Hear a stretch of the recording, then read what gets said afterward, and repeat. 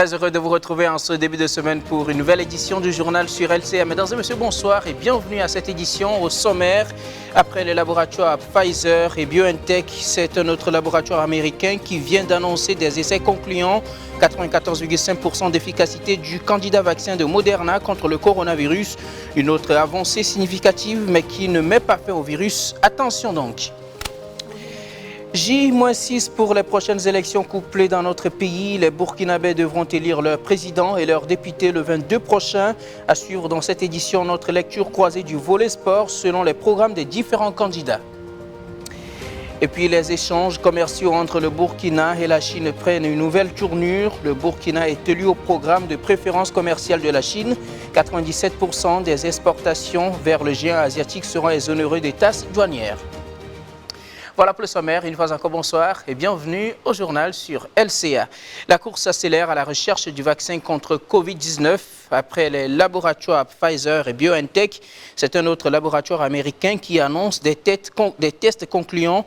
Dans un communiqué, le laboratoire Moderna des États-Unis annonce que son candidat vaccin est efficace à 94,5%. Une bonne nouvelle, à cette troisième phase des essais pour trouver un remède au virus, le laboratoire compte lancer la procédure d'homologation très bientôt, ce qui lui permettra de mettre au moins 2 millions de doses sur le marché. L'actualité en page nationale est dominée par les prochaines élections. Dimanche prochain, les Burkinabés sont appelés aux urnes pour le compte des élections présidentielles et législatives. La campagne bat donc son plein et le mouvement du peuple pour le progrès MPP a tenu ce dimanche 15 novembre 2020 un meeting dans la province du Kourouégo. Alpha Barry, le candidat du MPP et tête de liste aux législatives dans cette province, est allé à la conquête de son électorat afin d'assurer la victoire à son parti au soir du 22 novembre. Les détails avec Aurélia Mignongou et Achille Ouedraogo.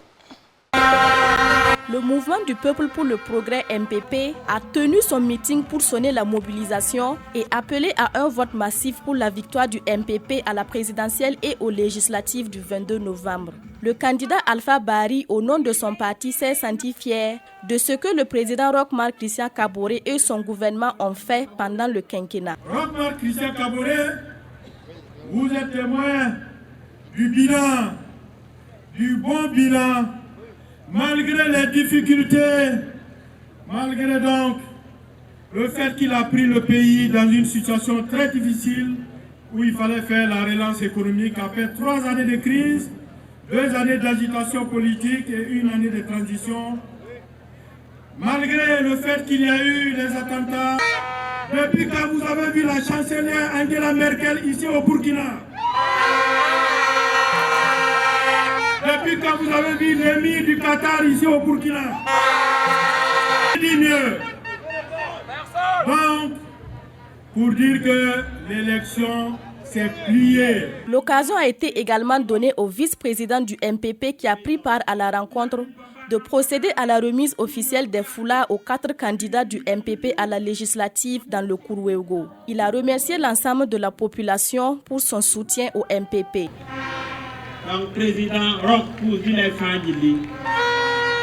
Au nom du ministre Alpha Barry, notre candidat et des 3 autres candidats, toutes mes félicitations aux chefs coutumiers, aux femmes et aux hommes du Kourouégo pour votre engagement à la victoire du MPP dans le Kourouégo.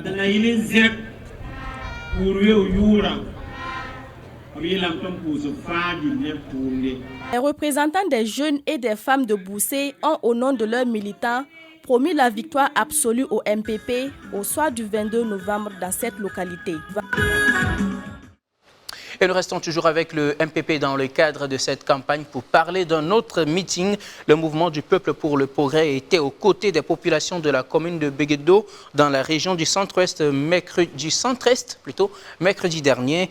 Une autre occasion pour le parti de séduire l'électorat et solliciter son vote le 22 novembre prochain. Compte rendu avec Salif Kabouré et Mamadou Diko. La mobilisation était de taille ce 12 novembre 2020 à Béguédo. Pour ce grand meeting du MPP, les militants et sympathisants du parti au pouvoir de la commune de Béguédo ont massivement répondu à l'appel de leur parti. Tour à tour, les intervenants à la tribune ont appelé les électeurs a fait le choix sur le candidat Roch-Marc Christian Kaboré le 22 novembre prochain, car pour le directeur provincial de campagne du mouvement du peuple pour le progrès, le bilan de leur candidat est positif. C'est le bilan positif de notre champion, de notre candidat. Parce que si vous voyez, par exemple, il y a l'axe Manga-Zabré qui est bitumé, entièrement achevé. Nous avons l'axe, le tronçon Diba, Garango et éventuellement Tenkodo qui a démarré, dont le bitumage a démarré. Alors ce sont des projets qui existent depuis peut-être 50 ans, 60 ans. En tout cas, nous sommes nés trouver ce projet-là. En tout cas, nos parents disaient que d'avoir allé être bitumé, jusque-là, rien, sauf à l'arrivée donc du président Roch-Marc Christian Kaboré, qui a permis justement que ces voies-là soient bitumées. C'est vraiment le principal baromètre pour nous en termes de réussite, en termes de résultats de notre champion. Pour les législatives, 4 sièges sont à pourvoir dans le Boulougou. Et malgré le nombre élevé de partis politiques dans la province, le directeur provincial de campagne compte prendre le maximum de voix pour faire du MPP un parti de référence dans le Boulougou. MPP! Il faut qu'on nous entende depuis Tenkodogo. MPP! MPP! Des différents accès. Et comme proposé, comme annoncé, nous proposons plutôt aujourd'hui notre lecture croisée des différents projets de société des candidats. Le sport est l'un des domaines rassembleurs des populations et constitue l'un des axes principaux des projets de société de la plupart des prétendants à la magistrature suprême. Ce soir, nous portons notre regard sur ce volet vu par les différents candidats. Que proposent-ils pour promouvoir le sport au Burkina? La réponse avec Salif Kaboré et Amadou Diko. Sans éducation, point de sport. Pour Monique Yelikam, candidate à la présidentielle de 2020, c'est dans l'éducation que des résultats probants sortiront pour le Burkina. La pratique du sport devrait être pour elle une priorité dès l'école primaire. Le candidat du MCR, Tahirou Bari, veut faire du Burkina Faso un pays de sport, pas seulement le football. Les potentialités sont énormes, dit-il, et lui dit avoir la solution pour y parvenir. Le sport pour tous, le candidat du MPS, Yacouba Isaac Zida, propose de bâtir un sport qui reposera essentiellement sur la bonne santé des Burkinabés. Sans être au mieux de sa forme, les résultats ne suivront pas, relève Yacouba Isaac Zida dans son programme de société. Faisant le bilan de son mandat passé, le candidat du MPP, Roch-Marc Christian Kaboré, relève des résultats encourageants et plusieurs centaines de sportifs ont magnifié le Burkina Faso à l'échelle internationale au cours de son mandat. Et rien que la saison 2019-2020, plus de 200 sportifs ont ramené diverses médailles au Burkina Faso. Le sport est notre passion commune, prévient Roch-Marc Christian Kaboré, qui croit fermement que son développement passe d'abord par la construction d'infrastructures à travers le pays. Ainsi, Roch-Marc Christian Kaboré veut renforcer les infrastructures et faire de chaque région du Burkina Faso une référence dans le... Depuis l'ouverture de la campagne électorale depuis le 31 octobre dernier pour les élections du 22 novembre, les candidats et les différents partis politiques en lice rivalisent de méthodes clientélistes et même parfois de corruption électorale pour mobiliser leurs électeurs. Les partis politiques, sans exception, sont pointés du doigt. Ils sont accusés d'user des subterfuges et des moyens illégaux au cours de leur mobilisation. En tout cas, c'est ce qu'a fait remarquer le réseau national de lutte anticorruption Renlac dans une tribune. Ce lundi 16 novembre, nous nous sommes intéressés à la question. Le reportage est signé Aimé Sawadogo et Bassirou Sawadogo. Pour tenir le pari de la mobilisation, les partis politiques sont prêts à tout. Distribution de vivres et de billets de banque, dons de carburant, sans oublier par moment le partage du riz gras comme on a pu le constater du côté de Bobo Dioulasso. Ainsi, les partis politiques, toutes tendances confondues, rivalisent de techniques clientélistes sous le regard affligé d'une partie de l'opinion nationale. Pour le réseau national de lutte anticorruption Renlac, il y a une crise morale au sein de la classe politique institutionnelle dans son ensemble. Cette crise morale-là se traduit justement par des mauvaises pratiques telles que l'achat de conscience en fait, de l'électorat, qui est considéré aujourd'hui comme du bétail dont on a besoin à l'occasion des campagnes, des différents scrutins. et dont on n'hésite pas à acheter justement la conscience. C'est pour cela qu'on assiste, malgré l'interdiction de la loi électorale et de distribution de t-shirts, on assiste à ces pratiques-là, même si c'est de façon déguisée, puisque désormais on ne met plus les effigies sur les t-shirts, mais on fabrique les t-shirts aux couleurs des différents partis et on les distribue aux populations. On distribue des vivres, on distribue du carburant. Ainsi, les partis politiques ne s'embarrassent plus de ces mauvaises pratiques dans leur course pour la conquête et l'exercice du pouvoir d'État. En l'absence de programmes alternatifs sur la base desquels conquérir l'électorat, la plupart des partis et formations politiques utilisent de l'argent pour convaincre les potentiels électeurs. Comment alors combattre la corruption quand on l'a pratiquée pour venir au pouvoir, s'interroge le RENLAC. Mais nous pensons que justement, un parti politique a pour devoir d'éduquer les populations, d'éduquer ses militants, et donc en s'adonnant à de telles pratiques, pour nous, ça pose véritablement un problème. D'autant plus que nous pensons que ce sont des gens qui aspirent à la conquête et à l'exercice du pouvoir d'État. Et la question qu'on peut se poser de façon légitime, c'est que des gens qui achètent la conscience de l'électorat pour parvenir au pouvoir, qui usent de tous les moyens illégaux, notamment des moyens de corruption électorale, des moyens de fraude électorale pour parvenir au pouvoir. Une fois au pouvoir, est-ce que ces gens-là peuvent assainir la gouvernance? Voilà une question légitime qu'on se pose. Le réseau national de lutte anticorruption RENLAC, qui suit de près le déroulement de cette campagne, interpelle les différents candidats et partis politiques engagés dans ces élections couplées à sortir des pratiques qui ne les honorent pas. Dans la même dynamique, il invite les populations, particulièrement les jeunes, à se démarquer de la corruption et de la fraude électorale et à les dénoncer. Par ailleurs, le réseau invite les autorités judiciaires à s'intéresser à ces pratiques qui sont constitutives d'infractions au sens de la loi pénale. Après une semaine de discussion, le forum de dialogue politique libyen s'est achevé hier dans la capitale tunisienne avec un accord sur l'organisation des prochaines élections générales en Libye. Si les parties prenantes à ce forum de dialogue politique ont pu s'accorder sur la date du 24 décembre 2021 pour les élections générales, aucun accord n'a par contre été trouvé sur le comité exécutif devant diriger l'organisation de ces élections. La représentante spéciale par intérim d'Antonio Guterres en Libye a assuré que l'ONU s'efforcera de faire en sorte que le plus grand nombre possible de personnes, y compris celles qui ont été déplacées de leur foyer, puissent voter. L'ONU annonce également une nouvelle réunion par visioconférence dans quelques jours. Et de la Libye, direction l'Éthiopie où les combats continuent dans le Tigré avec des attaques et des bombardements. Les populations civiles craignant pour leur vie sont obligées de fuir la région pour les pays voisins, notamment le Soudan et l'Érythrée. Un afflux de réfugiés qui fait craindre une extension du conflit qui touche déjà une partie de l'Érythrée. Une médiation serait d'ailleurs en préparation avec le président ougandais Yoweri Museveni et l'ancien président nigérien Olusegun Obasanjo. Information démentie pour l'heure par le pouvoir éthiopien. Le gouvernement éthiopien annonce par ailleurs la reprise d'Alamata, ville située à la pointe sud du Tigré. Bonne nouvelle pour les commerçants burkinabés, surtout les exportateurs de produits locaux vers l'Asie.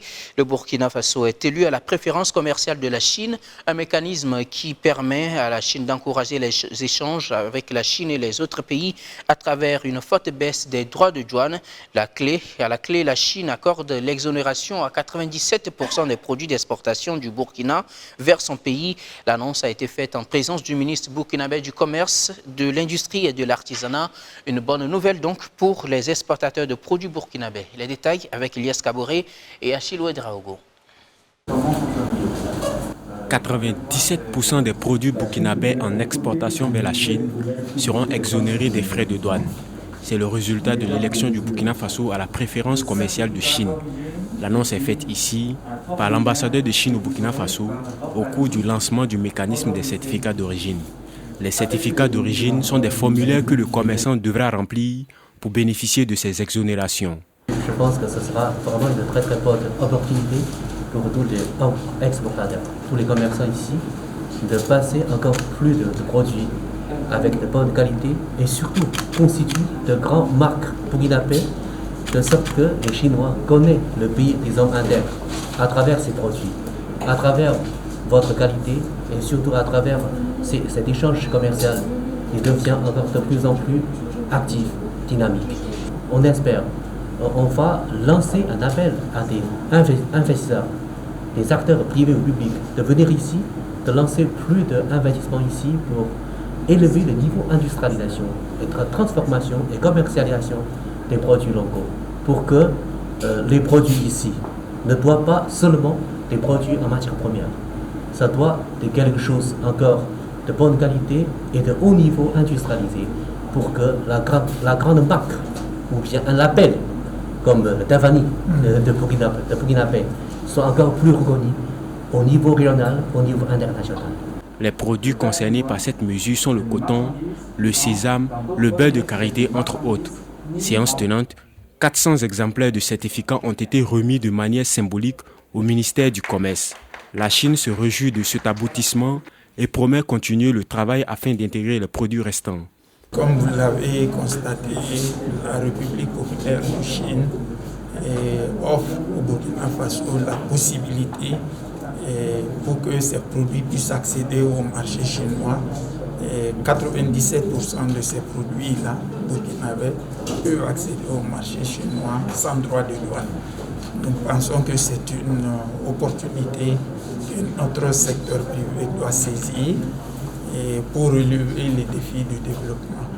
Et bien entendu, il faut rappeler que le marché chinois est très vaste. Il y a de la place pour tous les acteurs économiques. Et au niveau du Burkina Faso, nous avons beaucoup de potentialités. Et je crois que c'est l'occasion pour nos acteurs économiques de bien connaître ce marché, se préparer et de pouvoir exporter sur ce marché. La préférence commerciale de Chine a été instituée pour dynamiser la coopération commerciale par l'accroissement des volumes d'exportation des pays éligibles vers le marché chinois. Le secteur privé burkinabé est donc appelé à s'approprier les conditions de cette mesure afin d'en profiter. La deuxième édition de Plume d'Or, le trophée des livres du Burkina Faso, a tenu toutes ses promesses ce samedi 14 novembre à Ouagadougou. Cet événement qui vise à distinguer les meilleurs écrivains du Burkina a vu le sacre de Kombari William, grand vainqueur de cette année. Au total, 8 catégories ont été mises en compétition, histoire d'encourager les auteurs et promouvoir leurs œuvres. Le compte rendu avec Yolande Zumbara et Achille Ouedraogo. William A.N. Kombari est le grand vainqueur de la Plume d'Or 2020. Il a remporté cette deuxième édition avec son œuvre intitulée « Tuer froide ». Le capitaine Dera Daouda, représentant du lauréat. Et les organisateurs de cette nouvelle compétition. Je remercie également la hiérarchie militaire qui nous accompagne depuis le début de notre aventure du terrain. Pour Youssouf Ouedraogo, promoteur du concours, l'événement vise plusieurs objectifs. C'est à lui d'aller vers le lectorat et les inviter à lire. Deuxième conseil, c'est surtout aussi de promouvoir des cadres comme celui-là qui vont présenter les auteurs, leurs écrits et susciter un peu le goût à la lecture. Youssouf Ouedraogo, promoteur de Plume d'Or, invite les jeunes à s'intéresser davantage à l'écriture afin de parfaire leur plume. Plusieurs écrivains ont reçu des attestations et des trophées dans les 8 catégories qui étaient en compétition. Et c'est la fin de cette édition. Nous disons merci à toutes les équipes techniques et rédactionnelles qui nous ont aidés à la préparer et à la présenter. Très bonne suite des programmes sur la LCA.